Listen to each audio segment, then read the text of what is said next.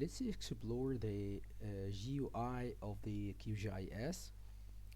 Let's start from the bottom here, which is very important. We have the coordinates here, and make sure that you have um, these degree minute seconds or decimal degrees points according to your needs.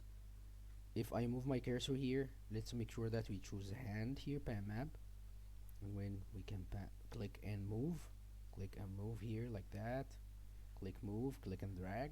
You can zoom in, zoom out, and move your map, and the more you move your cursor like that, notice here the coordinates, it will change as well, like that. Next, you have the scale of your map. This is the stored ones. You have 1 to 1 million. If you click like that, this is 1 to 1 million scale. You can actually make it smaller. You have here 1 to 1000, which is very high resolution. You can even go more than that, but the raster of Google satellite will be pixelated.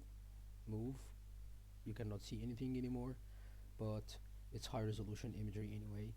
The magnifier here, click on it, move to 100. It gives you magnification if you want to look at your map closely. And the rotation is 0, means that my map is pointed to the north. If I want to make it upside down, I would put 180, click OK. Now it's upside down. Zoom out more. You see that the whole world now is flipped upside down. Let's make it to 0 again. Now it's pointing to the north. And this part is very important because this is a coordinate system. I'm choosing the WGS84 to be suitable for the whole ground. If I want to have a local coordinate system, let's go for, click on it and search for the red belt of Egypt. That's a transverse Mercator, and the red belt represents this area, which is a local coordinate system that can be used in Egypt. So each country have its own local coordinate system, but we are using the global one, which is WGS84. Let's search for it here in the filter, WGS space 84,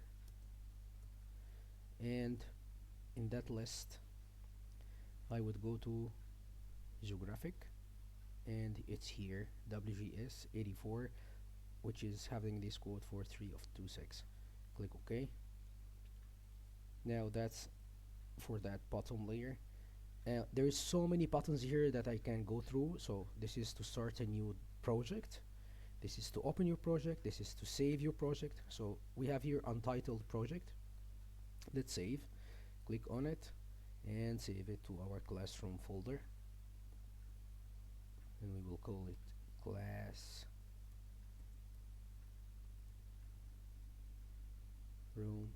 Hit save, enter. Now it's saved under the name classroom. If I want to open it again, click on the open, go to our classroom folder, and it's here stored in that extension QGZ. If we open it, we open the project. Cancel.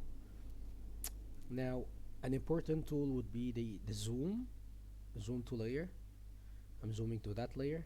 If I have another one and I click on zoom in it, if I want to be 1 to 1, and zoom to the whole layer, and this is zoom, click on it. A lens would appear with a plus sign. If I want to zoom out, I just click on that with another sign, but I can use my scroll in my mouse as well.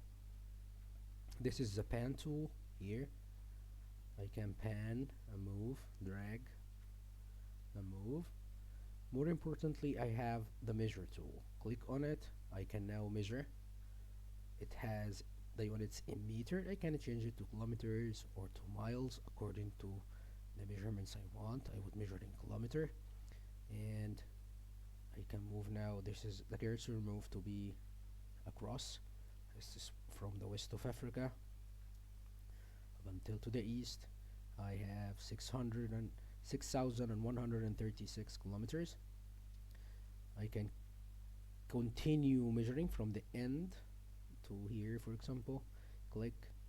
Now it is storing the measurements. So if I go here, I have the first one 6,136, and the second measurement is 5,226, and the third measurement is the one that is I'm having at the moment now. I can move it anywhere I want. If I want to measure to the poles, click, and that's it. You can hit escape from your keyboard to close and clear the measurements. You can close it from here, and this is how to measure distances in QGIS.